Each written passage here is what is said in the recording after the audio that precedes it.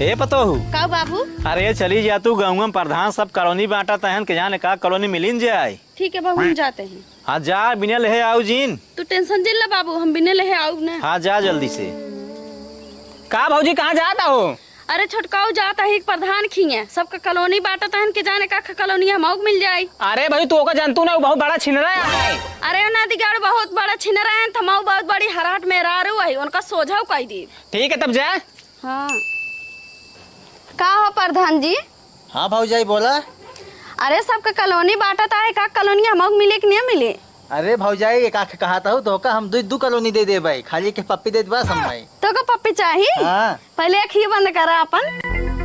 नदीगढ़ हमका नहीं जानता कितनी बड़ी हराट में हरारू है, तो का जमन चपान चाप अपना प्रधानी छोड़ के नरेगा में काम करे लगबा। बताओ नदीगढ़ देवे कि नहीं देवे कॉलोनिया? अरे भौजाई तू जा घरे आज तो नहीं, ये बालू गिट्टी और